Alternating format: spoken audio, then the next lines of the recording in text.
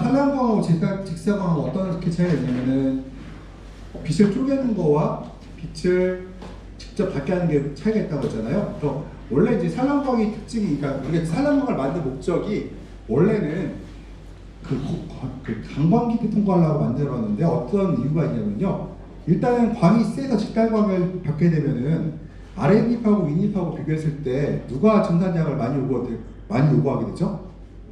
위가 많이 요구하게 되죠.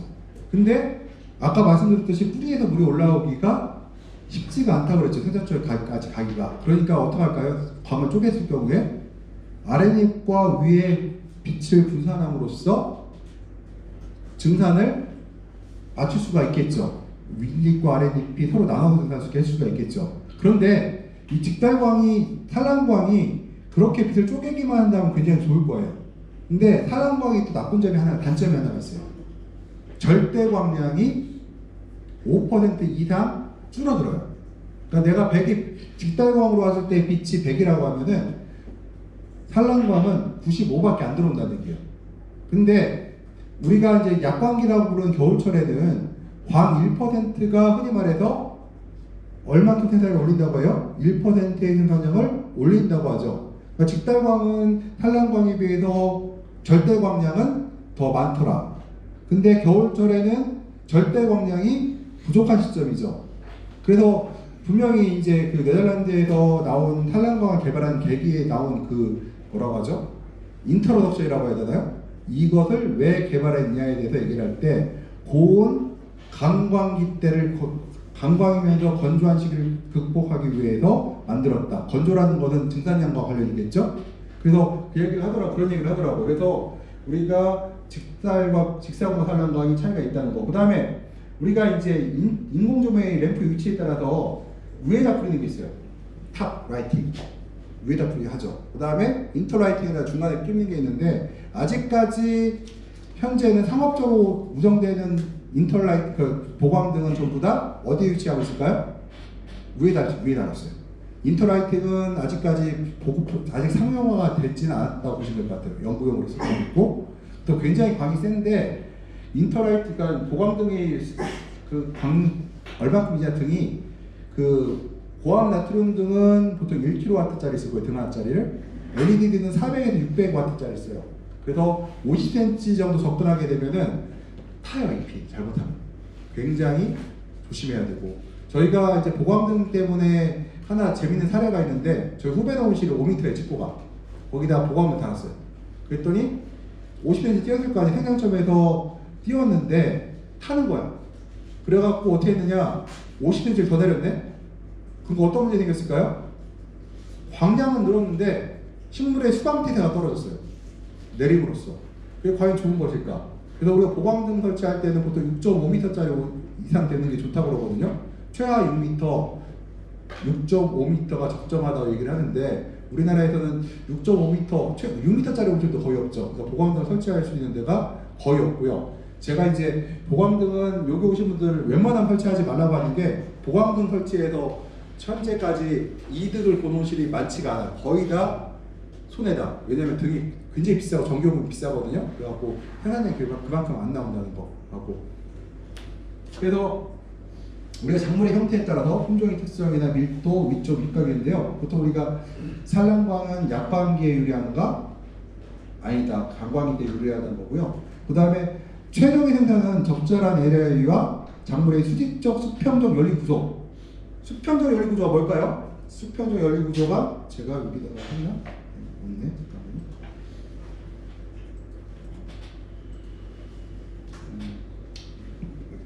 작물의 하부 광투가 오픈 구조라는 게 뭐냐면은 이파리가 이렇게 하늘을, 그러니까 토마토의 경우 이렇게 하늘을 보고 있잖아요. 그럼 어떨까요? 광이 이 사이사이로 들어올 수가 있죠. 그걸 우리가 열린 구조라고 해요. 그 다음에 이파리가 이렇게 아래로 쳐진 거를 우리가 닫힌 구조라고 하는데, 열린 구조가 닫힌 구조에 비해서 식물이 광을 이용한 효율이 더 뛰어나다는 거, 이것들이요. 그래서 우리가 열린 구조를 만들 수 있도록 또 해줘야 되고, 열린 구조라는 거는 과범무가 발생했을 때 열린 구조가 절대 될 수가 없어요. 우리가 과범무가 되지 않게, 그러니까 규정생식이라고 하죠. 영양생장과 생식생장의 균형, 생장 강도가 균형 있게 만들었을 때 그 식물체의 이파리가 열린 구조가 됨으로써 보다 많은 광을 효율적으로 받아들일 수가 있다는 거예요. 이것들이요.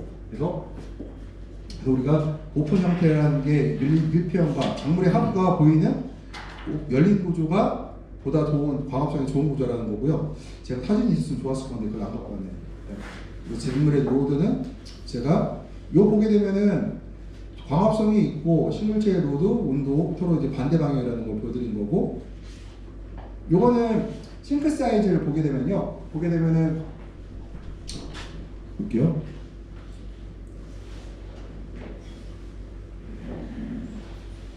높은 PL과 플랜트 PL이라고 PL이라고 하죠. 식물체 부하라고 생각해서 잘못 썼는데 PL을 쓰면 안 되는데 여기 보실 때는 식물체의 부하와 낮은 식물체 부하와 높은 온도가 준 장점이 있는데요. 이게 뭐냐면은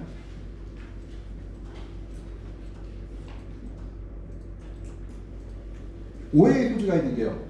일단은 내가 7월에 심어서 8월을 통과해서, 그러니까 7월 초에 심어서 통과해서 8월, 9월 통과해서 그 다음에 12월까지 가고 싶어요. 그러면은 온도는 우리가 건들 수가 있나요? 건들 수가 없죠. 그럼 우리가 뭐 해야 돼요? 낮은 PL. 낮은 PL은 뭐예요? 플랜트 로드, 그러니까 낮은 부하량과 높은 온도, 그러니까 과일의 개수는 적은데 온도가 높으면 어떻게 될까요? 순간적으로 빨리빨리 성장하면서 그걸 통과시킬 수가 있겠죠.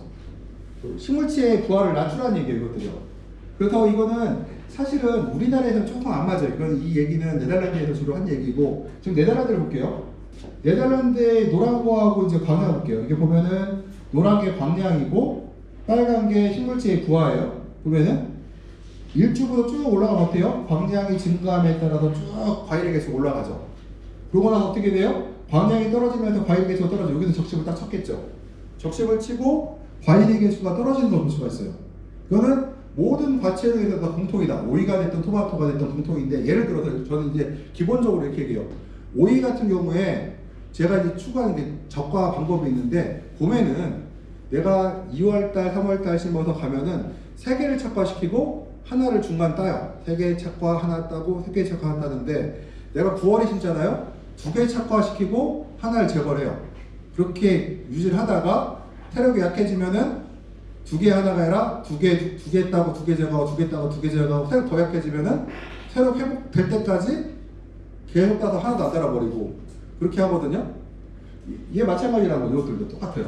그래서 광량과 부하와 일치를 시키는데, 일단은 요 얘기는 낮은 PL과 높은 온도에 준 장점, 이거는 유럽 애들이 1월달 심어서 겨울철을 1월달 심어서 한여름을 통과할 때 쓰는 방법이 이거예요. 온도가 높아짐에 따라서 착화수를 줄이고 한 화방에 예를 들어 보통 3개 다를 거를 1개, 2개만 달아버리고 빠르게 통과시켜버리죠. 그러면 화방 전개 속도가 나면서 유지된다는 얘기예요. 과일의 개수는 전혀 줄지 않아요. 왜 줄지 않을까요? 화방이 빨라지니까. 일주일에 하나 뺄 것이 5일에 하나 시켜버리니까, 예를 들어서 내가 일주일에 3개 달던 거를 2개를 달았는데 얘가 2주에 3화방이 나와. 그럼 과일의 개수는 똑같아지죠. 그러면서 어떻게 수확량은 어떨까요? 더 늘어나 버려요. 오히려 왜 속도가 빨라지거든요. 수확 속도가. 그래서 우리가 유지하는데, 물레는 우리나라는 그게 안 돼요. 일단 제가 여름에 한번 해보려고 했는데, 제가 여기는 환경제어 쪽이라 제가 빠뜨리고 왔어요. 안 갖고 왔어요. 뭐냐면 제가 테스트를 해봤어요. 6월 5일날 정식을 해봤고 7월 20일까지 한 개도 안 달았네. 한 개 달았네. 2개 착화시키는, 3개 착화시키는 했는데, 어떤 일이 발생했냐면은 3개 착화 실은 애, 7월 20일까지 3개 착화 실은 애는 8월 달에 착화가 하나도 안 돼요. 0개, 2개 다른 애는 8월 달에 착화가 비교적 잘 돼요. 이거 똑같은 얘기죠, 이게. 아무튼, 그리고 부하는 광량에 따라 계약된다고. 그 광량에 따라 과일 개수가 결정돼야 된다는 얘기고요. 그 다음에 이제 우리가 예측 모델 갖고서 이제 만들어 봤어요. 이게 유럽 애들이 만들었는데, 이 스윙포트가 있어요. 왜냐면은, 광량이 이렇게 해서 광량과 생산량을 일치를 하베스트 일드하고, 우리가 이제 이거 뭐냐, 하베스트 일드 실제로 수확한 거하고, 그 다음에 광량에 따라서 과일을 수확할 수 있는 양을 우리가 쭉 계산해 봤더니, 문제는 튀는 놈들 있죠, 이렇게. 이게 튀는 놈들 있죠. 이거는 보니까 뭐냐면요, 얘들이 그 예측 모델과 실제 생산량의 차이를 봤더니 외부 온도와 광량이 크게 전이하더라. 내부의 내가 예를 들어 난방을 해도 문제가 내부 온도 올라가긴 하지만 그렇다 하더라도 외부 온도에 따라서 이 스윙부터가 발생을 한다는 거예요. 그래서 이런 걸 예측하기 어렵기 때문에 실질적으로 예측 모델이 잘 안 맞는다고요. 아직까지는. 그래서 혹시 뭐 밑에 유튜브에서 나올 때 뭐 예측해서 수학한다, 뭐 AI가 그런다고 하는데 지금 실제로 이거 홀티데이라는 잡지책에 나오는 기사 내용인데 보게 되면은 안 맞더라 이게 수익은. 일단은 우리가 방향과 온도와 외부 온도까지 다 체크를 했는데 우리가 컨트롤할 수 없는 것들, 왜냐면은 방향에 관한 것은 과학도 있지만 품온에 관련된 얘기도 있거든요. 품온은 외부 온도와 그 밀접 관계가 있어요. 이런 것들이 안 된다는 얘기예요. 예를 들어서 예를 들어서 내부 온도가 내가 낮에 25도로 관리를 하고 이파리를 따서 열리 구조를 만들어 놔도 똑같은 25도인데 내부 온도가 5월 달에 25도와 12월 달에 25도에서 있는 속도가 5월 달에 25도가 훨씬 빠르다는 거예요, 이것들이. 그래서 이런 스윙 같은 것들이 발생했을 때, 그래서 식구 활동과 우리가 이제 이거는 우리가 이제 온도와 부하라고 하는데요. 싱크의 활동은 주로 온도라고, 싱크는 뭐라고 했어요? 먹는 애라고 했죠. 흡수한 애들 만들지 않고. 싱크는 활동 주로 온도라는 거 뭐냐면은 일단요 뭐예요? 온도가 높은 곳으로 빨리 이동한다. 과일의 온도가 높으면 빨리 간다고 했죠. 잎의 온도가 2% 가고. 그다음 두 번째 아까 뭐라고 했어요? 뿌리, 그러니까 거리, 생장점, 그러니까 거리가 가까운 쪽으로 양분이 더 많이 이동한다. 멀수록 양분이 이동하지 않는다 거예요. 당의 이동은 세포막을 통과하고 잎을 통해서 세과를 통해서 싱크의 세포를 통해서 이동하는데 이게 온반체의 작동은 온도에 결정하는 따뜻한 곳이 차가운 곳에서 더 빨리 이동한다는 거예요. 체관에서 이게 있는데요. 체관에서 싱크 세포로 들어가요. 근데 우리가 오해하는 것 중에 하나가 식물은 확산해서 가긴 하지만 여기는 저 안에 싱크의 세포까지 들어가니까 이 체관으로 갈 때는요. 저기가 온도가 충분히 있어야지만 갈 수가 있어요. 저 온도가 없으면 못 간다는 얘기예요. 그래서 따뜻한 곳으로 차가운 곳보다 따뜻한 쪽으로 더 많이 가고요. 그래서 우리가 식물 내 수직 온도 분포가 동화부의 분포 결정에 도움을 준다고 하는데 레이 파이프나 잔방 레이 파이프, 그다음 기타는 생장점의 온도. 그러니까 예를 들어서 보광등을 쓰거나 이렇게 됐을 경우에 생장이 따뜻하겠죠. 제가 어떤 사례가 있었냐면은 저희 후배네 온실에서 보광등을 달았는데 보광등은 너무 약한 걸 달았어요. 그래갖고 제가 광센서로 측정을 해봤더니 차이가 없어. 한 거와 하지 않은 것이. 근데 걔가 하는 얘기가 한 곳이 세력이 더 좋대요. 그래서 그걸 갖다가 여러 단 카메라로 찍어보니 어떤 일이 발생했냐면은 보광등 밑에가 생장점의 온도가 더 높아요. 그러니까 생장점이 왜 강해졌어요? 광합성을 많이 해서 그런가요? 따뜻해서 2% 갈 광합성 양분이 어디로 간 거예요? 위로 간 거죠. 더 많이 간 거죠. 그래서 이런 것들, 온도에 따라서 간 거고, 레이 파이프와 잔물 난방 파이프는 아까 잔물 난방 파이프가 아까 말했던 우리가 최소 난방 파이프라고 불리는 파이프예요. 1헥타 1억짜리. 저거를 또 이렇게도 얘기해요. 최소 난방 파이프라고 하고, 잔물 난방 파이프라고 하고, 어떤 책에는 그로잉 파이프라고도 하고, 어떤 책에는 핸들링 파이프라고 돼요. 식물의 생육을 조절한다고 핸들링 파이프라고 하는데 그런 파이프가 있다는 거. 그리고 이동은 24시간 평균 온도에 의해서 이동된다. 산란광은 아까 말씀드렸듯이 열린 구조에 도움이 된다고 그랬고요. 산란광이 되면은 과일까지 온도가 충분히 가거든요. 그 다음에 닫힌 구조는 이제 작물이 차가워져서 싱크가 낮아짐으로 영양 생산이 강해지고, 그러니까 열린 구조가 생기면은 생식생이 강해진다고 했죠. 아까부터 계속. 그 다음에 균형이 깨지면은 한 번 생기면 회복하는데 많은 비용과 시간이 들고, 수직 온도는 그래서 온도의 수직 편차가 커지면은 예를 들어 식물의 싱크 강도에 영향을 주는데 생장점과 과일에 영향을 주기 위해 사용한다. 수직 온도 편차. 예를 들어서 그로우 파이프가 있어요. 그로우 파이프가 어떤 경우는 이렇게 움직이는 그로우 파이프가 있거든요. 그러면은 생장점에 올려놓을 수가 있어요. 그럼 생장점의 온도가 강해지고요. 어떤 경우에는 내릴 수가 있잖아요. 예를 들어서 지금 날씨를 봤더니 환경을 봤더니 다음 주에 토마토와 딸기 가격이 매우 비쌀 것 같아요. 이번 주보다. 또 다다음 주 되면 싸질 것 같아요. 그럼 어떻게 해야 돼요? 다음 주에 확실히 익혀야겠죠. 그럼 어떡할까요? 저 난방 파이프를, 저기 말하는 아까 그 파이프를 갖다가 과일 옆에 근처에 갖다 놔요. 그럼 어떻게 될까요? 거기서 파이프 한번 그 파이프를 돌리게 되면은 훨씬 빨리 익겠죠. 근데 그러면 여기 여쭤보겠습니다. 작물 파이프를 돌리는 게 유리할까요? 주난방을 돌리는 게 유리할까요? 그렇죠. 주난방을 하게 되면 난방비 많이 든다. 두 번째, 쓸데없이 온도가 너무 상승한다. 우리가 작물 파이프를 이용해서 생육의 시기를 조정할 수도 있고요.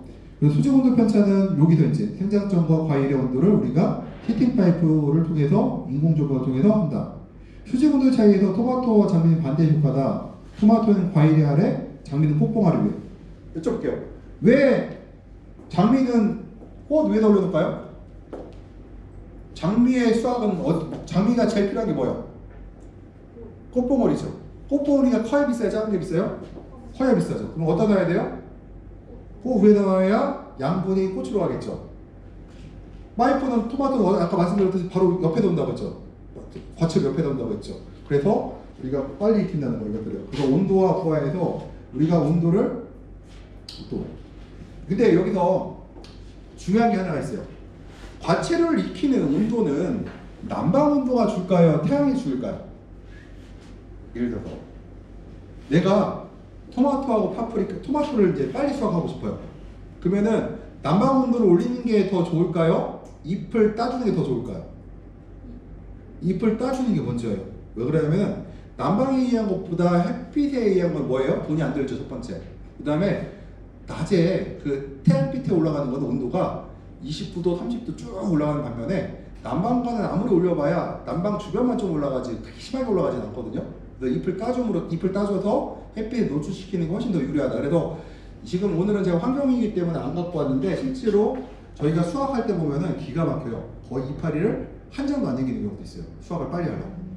이파리를 안 남기고 그냥 다 훑어요. 싹 훑어버릴 때도 있어요. 그래서 내가 딸기화 됐던, 그러니까 오이 같은 경우는 예외예요. 토마토나 딸기나 파프리카 같이 뭐라고 하죠? 후숙과일이라고 하는데 익혀서 파는 것들은 온도를 빨리 노출시켜야 빨리빨리 익어버리거든요, 이것들이요. 그래서 뭐 우리가 동화 균형을 맞추는 거는 매일 소비량에 맞춰서 맞춰야 돼요. 예를 들어서 온도가 너무 높지도 않고 너무 낮지도 않게 광량에 따라서 이렇게 움직여야 되는데요. 이걸 보고 이제 우리가 이제 RTR 관리법이라고 하는데, 그러면 이제 뭐 여쭤보겠어요. 근데 이게 이렇게 될 수도 있죠. 이렇게 갈 수도 있죠. 그러니까 하루는 광해에 비해서 온도가 너무 낮기도 했다가 어느 시기엔 너무 높기도 했다가 이렇게 가죠. 근데 맞춰주기는 어떻게 돼요? 규정은 맞춰지죠. 왔다 갔다 하기 때문에 맞춰주긴 해요. 우리가 이제 얘기를 할 때 보통 이렇게 해요. 환경제한을 할 때 보통 이렇게 합니다. 예를 들어서 겨울철에 오늘 광량이 600줄 아니면 800줄, 600줄 이하이면은 13도를 세팅을 하라. 그렇게 설정을 해놔요. 일단 13도를 맞춰놔. 그 다음 뭐라고 써냐면은 800줄이면은 플러스 2를 해라 해서요. 그럼 무슨 뜻이에요? 바로 이거죠. 보통 겨울철에 600밖에 안 들어오는데 그날 뭐 미세먼지 넣고 굉장히 날씨가 좋고 800이 들어왔어요. 그러면은 13도로 온도를 맞춰놨다가 누적 광량을 했더니 18도가 만약에 800이 나와버리면은 세팅값을 환경제한 컴퓨터에서 알아서 15도로 올려버리겠죠. 플러스 2니까. 반대로 이렇게 할 수도 있어요. 세팅값을 15도로 했는데 300줄 이하로 떨어지면 마이너스 2를 해라 할 수도 있어요. 그러니까 평상시에는 보통 15도 관리하다가 흐린 날이잖아. 300줄 이하로 떨어지면 그런 날은 야간 온도를 13도까지 떨어뜨려라 이렇게 할 수도 있어요. 또 이렇게 하도 할 수 있어요. 예를 들어서 낮인데 평균 온도를 18도에서 창을 열어라 했단 말이에요. 근데 순간 광량이 600을 넘어가면은 20도에서 열어라 할 수도 있어요. 내가 세팅 값이 그렇다는 얘기예요. 거기가. 왜냐면 광량이 많으니까 어떻게 돼요? 평균 값을 올려버려야겠죠. 그렇게 하면 우리가 뭘 할 수가 있어요? 여기다 이렇게 붙일 수가 있죠. 내가 아주 좋은 환경 복합 지역에서 이렇게 할 수가 있다. 근데 이제 내가 경험값이에요. 나는 그게 없어. 근데 대충 광량을 측정할 수 있어. 그럼 어떻게 할까요? 야 보니까 야, 광량이 어제 600 들어왔고 오늘 700 들어왔는데 딱 보니까 나의 생육이 너무 늦은 것 같아. 그러면 어때요? 일로 갔다는 얘기죠. 야가 저기 평균을 올려야겠다. 올려버리면 어떻게 돼요? 여기 갔다가 일로 가죠. 거기 가운데 맞춰지겠죠. 그 다음에 다시 쭉 갔더니 야 최근에 광량하고 내 생육을 봤더니 약간 성장 속도가 빠른 것 같네. 그럼 어떻게 해요? 다시 온도를 위로 떨어뜨려 버리죠. 그러니까 내가 좋은 복합 환경 제어가 있고 온실이 굉장히 정교하다고 하면은 여기에 붙여서 이렇게 갈 수도 있는 반면에 내가 그게 없어. 그럼 어떻게 해요? 일로 갔다가 일로 갔다 일로 갔다 일로 갔다 일로 갔다 이렇게 가죠. 그럼 어떻게 돼요? 생산량이? 아까 30억짜리 온실을 몇 킬로 따야 된다? 150kg 따야 됐죠. 8억짜리를 얼마만 따도 됐어요? 80kg만 따도 훌륭하다고 했죠. 왜 생산이 왜 죽어요? 다 이런 이유 때문에 적다는 얘기예요. 그런데 만약에 내가 30억짜리 온실인데 그런 세팅값을 변경을 자기가 제대로 못하고 있다. 그럼 어떻게 돼요? 그 사람도 이렇게 되겠죠. 일로 갔다 일로 갔다 일로 갔다 일로 가면 어떻게 몇 킬로 따요? 뭐 100kg밖에 못 따겠죠. 그러면은 3년 100kg 따면 뭐나요? 부도나요. 30억 투자해갖고 3년 부도 3년 동안 100kg 못 따면 100kg밖에 못 따면 부도나요. 그렇게 돼요. 그러니까 이게 은밀하게 환경 제어가 하는데 이게 그러니까 제어값은요 변할 수밖에 없어요. 왜냐하면 우리가 알지 못한 미지의 것들이 너무 많아요. 센서는 센서잖아요. 내가 센서 값으로 측정이 됐는데 나는 모르겠어. 왜 세력이 강한지 모르겠는데 세력이 강해. 그럴 수도 있어요. 근데 나는 센서 값으로 볼 때는 세력이 약해져야 되는데 얘가 그냥 세력이 계속 세지네? 그럴 수도 있단 말이에요. 이것들이요. 이게 우리가 생명차를 다 이해하지 못하기 때문에 그렇게 할 수밖에 없다 이거예요. 그래서 우리가 광량과 해서 우리가 이 가운데를 맞추려고 하는데 그렇다 하더라도 이렇게 왔다 갔다 하면 이 진폭을 줄이려고 노력하고 있고요. 우리가 환경제어 컴퓨터를 봐도 온도를 봐도 있어요. 온도를 봐도 15도를 유지하는 예를 들어서 야간 최저 온도가 13도예요. 어떤 사람은 12도 갔다가 15도 갔다가 12도 갔다가 14도 갔다가 12도 이런 사람도 있고 어떤 사람은 12.5도, 13.5도에서 14도를 유지하는 사람이 있어요. 누가 더 잘하는 거예요? 저 두 번째가 더 잘한 거죠. 에너지 비용도 더 아끼고 생육도 결로도 훨씬 덜 생기게 만들 수가 있죠. 그래서 이런 것들을 내가 어떻게 하면은 예를 들어서 어제 봤더니 내 환경제어값을 봤더니 위아래로 편차가 1도가 나네. 이 얘기는 뭐냐면은 내 물의 온도가 내가 난방기의 문제가 있다는 얘기예요. 그러면은 편차를 좀 줄여주려고 어떻게 할까요? 예를 들어서 영하 30도에 외부 온도랑 내부 온도랑 30도 차이에서 65도를 넣었단 말이에요. 그렇고 60도를 넣고 내부 차이가 10도일 때 40도를 넣었어. 근데 위로 1도가 뛰어요. 그러면 어떻게 할까요? 65도가 아니라 한 60도의 물로 집어넣으면은 1도 편차가 아니라 0.5로 주겠죠. 근데 이게 매번 같을까요? 아니죠. 한 일주일 봤는데 갑자기 위로 튀기 시작하네? 그럼 어떻게 해요? 또 고치죠. 물의 온도를 바꿔놓죠. 계속 바꿔야 돼요. 그거를 컴퓨터가 해줄까요? 뭐 앞으로 해줄 수도 있을 것 같긴 한데 문제가 하나 있어요. 해주려고 해도 문제가 있어요. 여기 계신 분 중에서 내가 안 했는데 난 60도로 세팅하고 갔는데 컴퓨터가 알아서 50도로 세팅하는 바람에 저 가쪽이 4개를 받았어. 그럼 누가 책임져요? 누가 책임져요 그때 사망이? 예? 지금 자동차 그렇잖아요. 이번에 그 뭐죠? 테슬라가 이번에 저기 미국 교통기관한테 제재를 이번에 고발이 들어갔더라고요. 왜 고발이 들어갔냐? 그 오토파일럿이 사람들로 인해서 그 뭐죠? 레벨 3인가 4로 레벨 2밖에 안 됐는데 레벨 3인가 4로 오해하게 문구를 넣었다고 이게 들어갔더라고요. 근데 레벨 3하고 레벨 4를 못 만든 이유가 뭔지 아세요? 책임의 부재 때문에 절대로 그걸 하기가 쉽지가 않다는 거예요. 근데 테슬라는 겁도 없이 레벨 2밖에 안 되는 게 테슬라를 하는 바람에 이제 문제가 생겼는데 이거 온실은 자동차보다 어려울까요? 쉬울까요? 훨씬 어렵죠. 훨씬 어려워요. 제가 말씀드리지만 아니 온실을 제가 얼마 전에도 농림부가 아니라 저 경기도를 갔는데 거기서 국장 이러시는 거예요. 초보자도 누구나 할 수 있게. 이게 말이 되냐고. 초보자도 아무나 할 수 있게. 그러면은 여태까지 농사 짓는 사람들을 다 바보로 알고 있었다는 얘기잖아요. 무슨 이게 아무나도 할 수 있을 것 같으면은 이게 왜 식을채소가 그래도 돈이 되는 줄 아세요? 세 가지가 있어야 돼요. 자본이 있어야 되고, 기술이 있어야 되고, 노동력이 있어야 돼요. 진입점이 상당히 높아요. 그래서 저희도 실업원에 좀 투자하신 분 보면은 한 3년에서 5년 사이 보면은 한 10명 투자하면은 한 2명 망하고 한 8명 살아남아요. 굉장히 높은 확률이에요. 80%면. 저희 식당 몇 프로 망해요? 거꾸로 걸려? 80% 망하고 20% 살아남아요. 그러면은 굉장히 그래도 높죠. 이게 살아남을 확률이. 이게 세 가지가 넣게 돼요. 자본도 있어야 되지, 기술도 있어야 되지, 그 다음에 노동력도 있어야 되지. 내가 기술 없으면 누구 써요? 컨설턴트 비싼 사람 쓰죠. 1년에 천만 원짜리 사람 쓰고 다 데려다 쓰죠. 예, 한 달에 2번 컨설팅 받고 1,000만 원 주잖아요, 그 사람한테. 그렇게까지 운영하고 있는데 세상에 아무나 누구나 그냥 할 수 있게. 그리고 가끔 지난번에 어디 갔더니 이런 얘기를 하더라고요. IT 하신 분인데 온실에 15도 하면 15도 되는 거 아니에요? 10도 80% 하면 80% 되는 거 아니에요? 내가 참 그거는 식물 공장도 그렇게 안 될 건데 아마. 아무튼 네.